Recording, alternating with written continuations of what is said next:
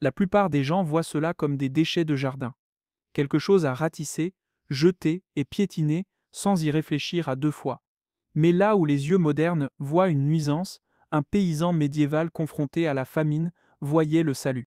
Cette simple noix cache une histoire sombre. Durant la grande famine de 1315, lorsque les récoltes pourrissaient sous des pluies incessantes et qu'une peste mystérieuse tuait 80% du bétail européen, 10 millions de personnes faisaient face à un choix, apprendre à manger ce que la forêt offrait ou mourir de faim.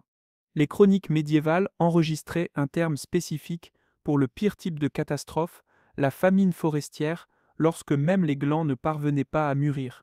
Mais lorsqu'ils poussaient, ces noix amères faisaient la différence entre la vie et la mort. La question qui définissait la survie depuis des milliers d'années, comment transformer une noix toxique en nourriture? Ce processus révèle des secrets que les paysans médiévaux mouraient en protégeant, des techniques validées par des preuves archéologiques vieilles de 7000 ans, et une astuce chimique qui change tout. Avant de plonger dans les techniques médiévales, laissez un commentaire. Avez-vous déjà fait de la cueillette sauvage ou serait-ce votre première fois d'essayer quelque chose comme ça? La communauté adore entendre les histoires de cueillette de chacun. Section 1. Quand les forêts devenaient des supermarchés. La grande famine a commencé avec un temps qui semblait apocalyptique. Au printemps Saint-Trintin de 15, des pluies torrentielles ont commencé à tomber sur l'Europe du Nord et ne se sont pas arrêtées pendant 2 ans. Les champs se sont transformés en marécages. Les céréales ne pouvaient pas mûrir. Les semences que les fermiers médiévaux plantaient donnaient un ratio catastrophique, planter 2 graines, récolter seulement 2 en retour. Une à planter l'année suivante, une à manger. Les bonnes années, ce ratio était de 7 pour 1. L'agriculture moderne atteint 30 pour 1. Mais le temps n'était pas le seul ennemi. Entre 1315 et 1319, une peste bovine mystérieuse a balayé l'Europe depuis l'Asie orientale, tuant 60 à 80% de tout le bétail. L'Angleterre et le pays de Galles ont perdu 62% de leurs troupeaux en une seule année. Ce n'était pas seulement la viande qui disparaissait, c'était le lait, le fromage, le beurre et le cuir. Les protéines qui soutenaient les paysans médiévaux s'évanouissaient. 10 à 15% de la population d'Europe du Nord, environ 3 millions de personnes, sont morts. Les chroniques de l'époque décrivent des scènes presque trop sombres pour être crues. Le roi Édouard II d'Angleterre, incapable de trouver du pain lors d'une visite à Saint-Alban, l'une des abbayes les plus riches du royaume. Des gens mangeant des chevaux, des chiens, et pire, le vol et le meurtre sont devenus monnaie courante alors que l'ordre social s'effondrait. Dans ce cauchemar, la forêt offrait un salut amer. Les preuves archéologiques de Neustadt révèlent à quel point les glands étaient essentiels à la survie humaine. 18 des 20 récipients en céramique analysés contenaient des granules d'amidon de gland, preuve d'un traitement intensif toute l'année. Ce n'étaient pas des outils d'urgence, c'était de la batterie de cuisine dédiée aux glands, le premier équipement de cuisine spécialisé de l'humanité. Encore plus révélateur, les fouilles de sites de l'âge du fer ont découvert 3 greniers brûlés remplis de glands stockés. Ce n'était pas de la nourriture de famine, c'était des réserves stratégiques pour l'hiver, aussi essentielles que le blé ou l'orge pour les communautés prémédiévales. Les Grecs anciens les consommaient. Pline l'Ancien a documenté que les Romains les broyaient en farine, lorsque les céréales manquaient. Durant la conquête normande du sud de l'Italie, en 1058, le chroniqueur Godefroy Malaterra a enregistré des paysans désespérés volant des glands aux cochons pour faire du pain, les mélangeant avec de la farine de millet pour survivre.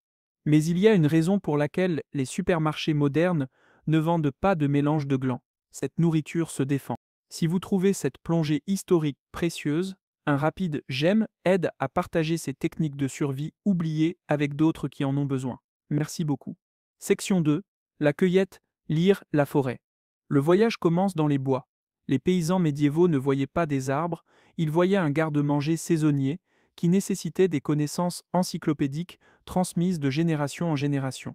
Il existe 2 catégories principales de chênes, et connaître la différence était littéralement une question de vie ou de mort. Les glands de chêne rouge contiennent des niveaux extrêmes de tanins, nécessitant des jours de traitement. Les glands de chêne blanc ont des niveaux de tanins significativement plus bas, ayant parfois même un goût légèrement sucré. Un paysan pouvait identifier l'espèce par la forme des feuilles, la texture de l'écorce et l'apparence des glands à 100 mètres de distance. L'automne était la saison des récoltes, typiquement de septembre à octobre. Les chênes laissent tomber une aubaine calorique, des glands remplis de glucides, de graisses et de protéines. Dans un monde où chaque calorie signifiait la survie, cela représentait une densité énergétique portable qui pouvait être stockée pendant des mois. Le processus de sélection. Mais tous les glands ne valaient pas l'effort. Les cueilleurs médiévaux suivaient des règles strictes, des connaissances affinées au fil des siècles. Première règle, pas de capuchon. Un gland avec son capuchon encore attaché est immature, avec une chair de noix sous-développée à l'intérieur. Deuxième règle, pas de fissures. Même de minuscules fractures invitent la moisissure qui ruine la noix et peut se propager à travers les lots stockés. Troisième règle, pas de trous parfaitement ronds. Ce sont des blessures de sortie de larves de charançon du gland qui ont mangé la noix de l'intérieur. Une coquille vide ne pèse rien et n'apporte rien.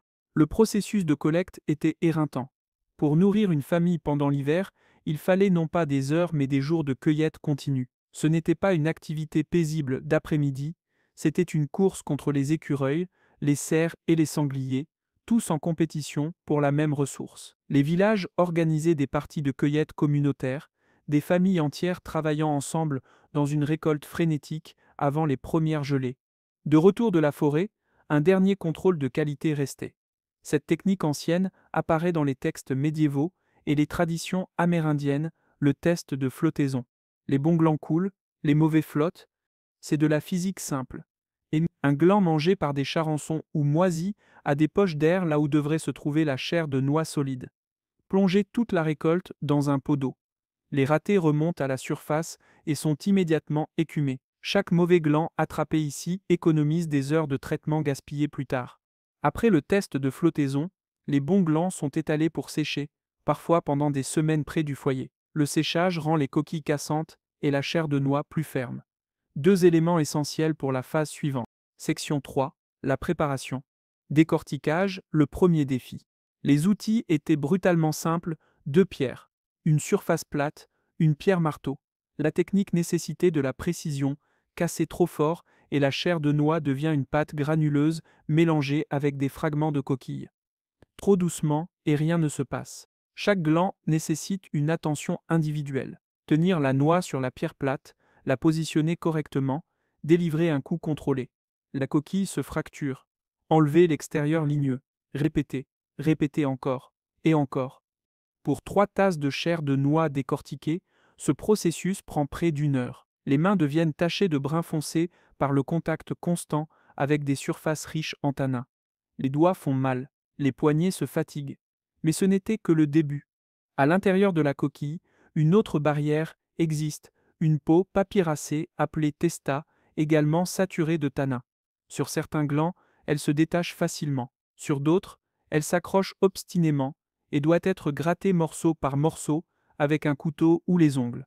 Imaginez une famille médiévale rassemblée autour du feu du soir. Tout le monde a les mains occupées, les enfants enlèvent les testas, les adultes cassent les coquilles, les grands-parents supervisent la qualité. Le crac, crac, crac, rythmique, fournit une toile de fond constante à la conversation. Ce travail communautaire a disparu de la vie moderne, mais c'était le battement de cœur des soirées médiévales. L'étape finale de préparation augmente la surface pour la phase critique suivante. Utilisant la même pierre marteau, les chairs de noix sont grossièrement hachées en morceaux de la taille de gravier. Les morceaux plus gros prennent plus de temps à lessiver. L'efficacité médiévale exigeait cette étape supplémentaire. Le bol de gland haché semble innocent, beige pâle, sentant la noix, presque appétissant. Mais il reste saturé de tanins. Les manger crus causeraient une détresse digestive sévère et des dommages hépatiques potentiels. Le vrai travail est sur le point de commencer. Section 4. Le grand lessivage. Les tanins sont le mécanisme de défense qui rend les glands crus toxiques. Ce sont des composés solubles dans l'eau qui donnent au vin rouge sa sécheresse et au thé son amertume. Dans les concentrations trouvées dans les glands crus, ils ne sont pas seulement désagréables, ils bloquent l'absorption des protéines et peuvent endommager les organes internes. Mais solubles dans l'eau signifie une chose, ils peuvent être lavés. La question est de savoir comment le faire efficacement sans détruire la nutrition de la noix. Les deux méthodes, et pourquoi elles importent. Les connaissances médiévales Comprenez quelque chose que les cueilleurs modernes oublient parfois, la température de l'eau de lessivage change fondamentalement le produit final. Le lessivage à l'eau froide prend des jours, voire une semaine. Les glands reposent dans de l'eau froide qui est changée plusieurs fois par jour. L'avantage, cela préserve les huiles naturelles et garde les amidons non cuits. La farine de gland lessivée à froid s'épaissit lorsqu'elle est cuite, la rendant précieuse pour les bouillies et les sauces. L'inconvénient, le temps. Un paysan en proie à la famine ne pouvait souvent pas attendre 7 jours. Le lessivage à l'eau chaude est plus rapide, mais comporte des compromis. L'ébullition élimine les tanins rapidement, mais cuit aussi les amidons et chasse certaines huiles avec la vapeur. Le résultat est une saveur plus douce, mais moins de densité nutritionnelle. La farine lessivée à chaud ne s'épaissit pas de la même manière. Les paysans médiévaux ont appris par expérience amère ne jamais mélanger l'eau froide et chaude pendant le lessivage. Commencer avec de l'eau froide puis la chauffer, ou alterner entre froid et chaud, provoque une réaction chimique qui lie définitivement les tanins à la chair du gland. Une fois que cela se produit, aucune quantité de lessivage supplémentaire ne les enlèvera. Le lot est ruiné. Choisissez une méthode. Respectez-la complètement. C'est non négociable. La configuration, une marmite en fonte sur un feu ouvert. Les paysans aisés pouvaient posséder des ustensiles en fer. Les familles plus pauvres comptaient sur de précieuses marmites en céramique qui représentaient un investissement significatif et ne pouvaient pas être facilement remplacées. Portez l'eau à ébullition. Ajoutez les morceaux de gland hachés. En quelques minutes, la transformation est visible. L'eau prend la couleur du thé foncé, puis s'approfondit pour devenir presque noire. C'est le poison qui quitte la noix. Les tanins se dissolvent dans l'eau. Après 20 minutes d'ébullition, les glands sont soigneusement filtrés. L'eau sombre est jetée, elle est suffisamment toxique pour que les textes médiévaux mettent en garde contre le fait de la donner aux animaux. De l'eau fraîche est ajoutée. Le processus se répète. Deuxième lot, l'eau devient toujours sombre, mais pas aussi intensément. Troisième lot, la couleur est nettement plus claire, plus marron que noir. Quatrième lot, eau jaune pâle, presque claire. Le sucré de la cendre de bois. Mais les paysans médiévaux connaissaient quelque chose qui accélérait considérablement ce processus, une technique également documentée parmi les tribus amérindiennes comme les Menominee au début des années 1000. Ajouter de la cendre de bois à l'eau bouillante. La cendre de bois est alcaline. Lorsqu'elle est mélangée avec l'acide tannique dans l'eau bouillante, une réaction chimique se produit. La cendre ne masque pas seulement les tanins, elle les transforme en fait en composés différents et inoffensifs. Ce qui prendrait normalement 5 ou 6 changements d'eau peut être accompli en 3. La méthode. Après le premier ou le deuxième changement d'eau, ajoutez environ 2 tasses de cendre de bois fine à l'eau bouillante. La cendre de chêne ou de bois dur fonctionne le mieux. Laissez bouillir pendant 20 minutes, puis filtrez à travers un tissu pour enlever les particules de cendre. Un rinçage de plus à l'eau propre élimine tout résidu de cendre. Ce n'était pas de la sorcellerie, c'était de la chimie médiévale pratique, née d'une expérimentation désespérée et d'une observation minutieuse. La cendre était gratuite, disponible de chaque feu de cuisson. La connaissance de son utilisation était inestimable. Comment savoir quand le lessivage est terminé? Les paysans médiévaux utilisaient la même méthode que les cueilleurs modernes, le goût. Prendre un petit morceau. Le rincer à l'eau propre. Mâcher prudemment. Si l'amertume persiste, continuez le lessivage. Si la saveur est douce, noisettée et légèrement sucrée, comme une châtaigne bouillie, les tanins sont partis. Cette première bouchée de gland lessivé avec succès est une révélation. La noix dangereuse et amère est devenue nourriture, complètement sûre, légèrement agréable, prête pour la transformation finale.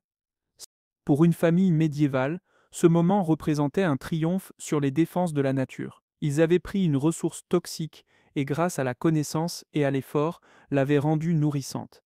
Cette compétence faisait la différence entre la vie et la mort. Section 5. Le barbecue médiéval. Avec les tanins enlevés, les glands sont gorgés d'eau, fades et mous. L'étape finale développe la saveur à travers la méthode de cuisson la plus ancienne, le feu. La technique historique la plus simple n'impliquait aucun ustensile de cuisine. Les glands étaient grillés directement dans les braises chaudes et les cendres. Cela semble primitif, se connectant directement à la cuisine préhistorique. Un lit de braise chaude est ratissé sur le côté du feu, loin des flammes actives qui carboniseraient plutôt que de rôtir.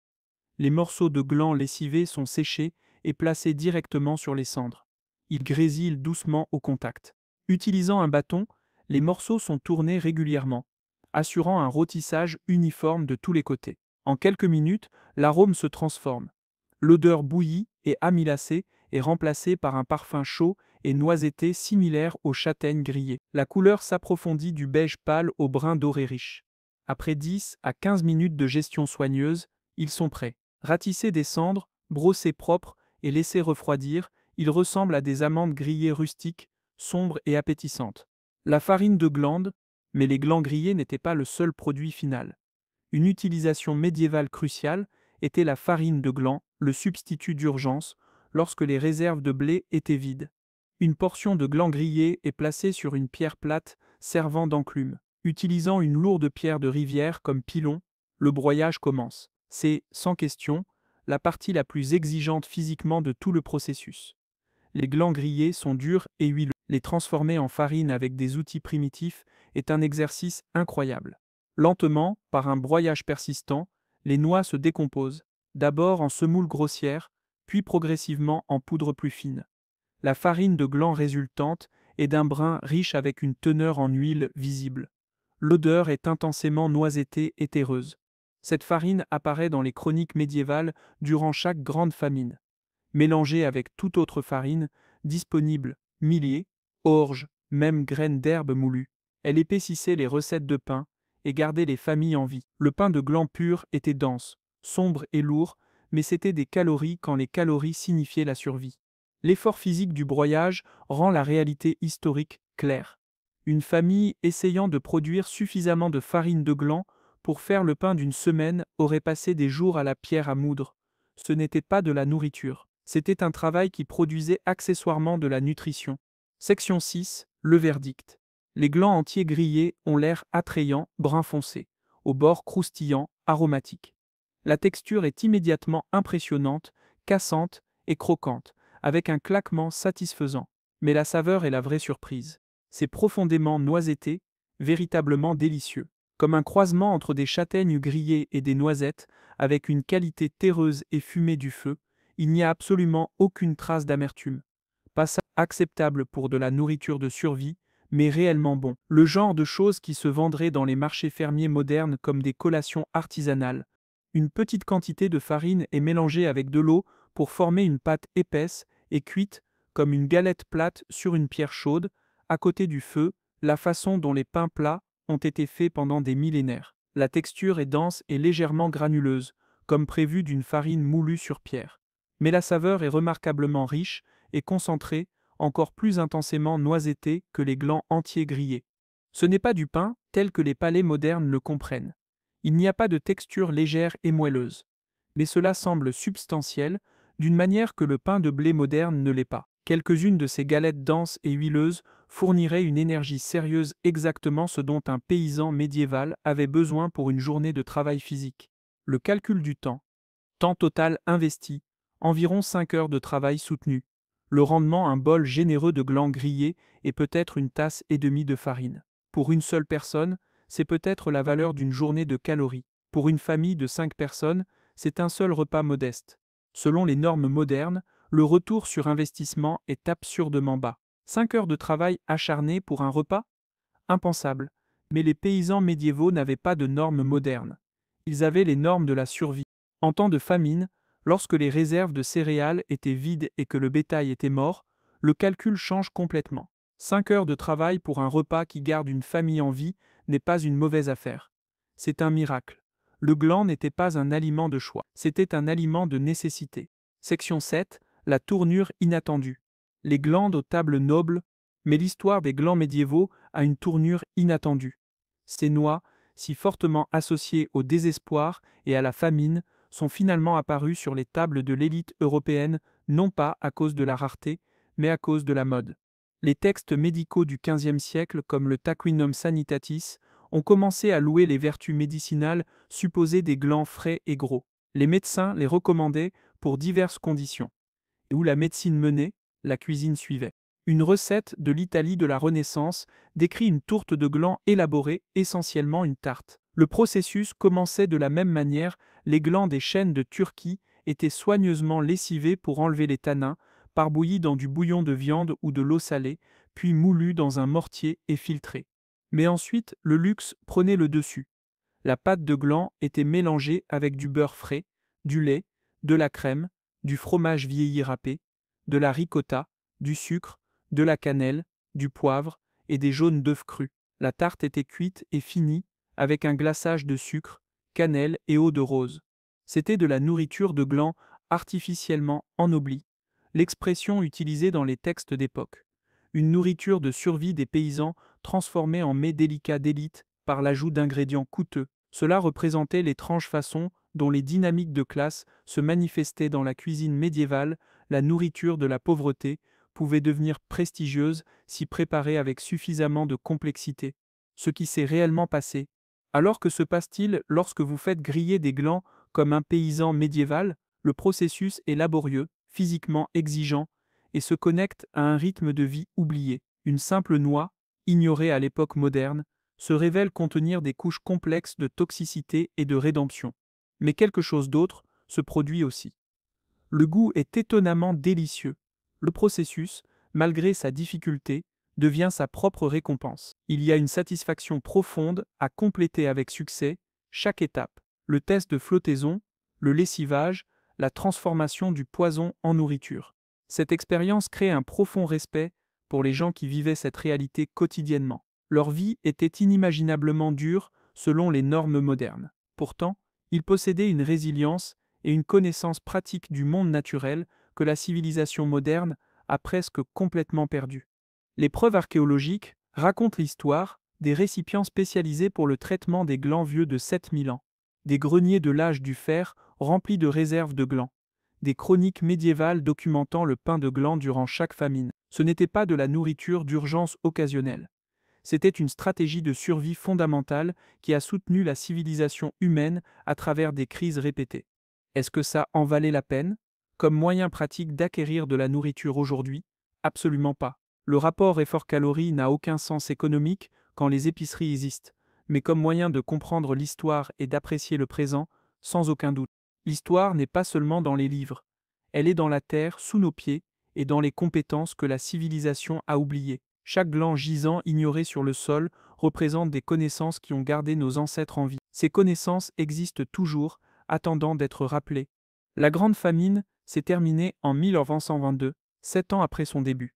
Mais le souvenir de ces années ment, la récolte désespérée, les noix amères rendues comestibles, les familles broyant de la farine à la lumière du feu, ce souvenir a façonné la culture européenne pendant des générations. Il a enseigné l'humilité, il a enseigné l'ingéniosité, et il a enseigné que la survie, la vraie survie, c'est du travail.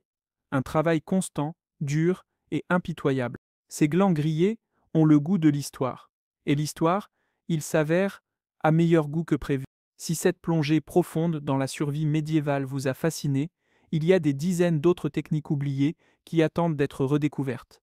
Abonnez-vous pour voir ce qui se passe lorsque la sagesse ancienne rencontre les tests modernes. La section des commentaires est pleine de gens partageant leurs propres expériences de cueillette. Rejoignez la conversation ci-dessous.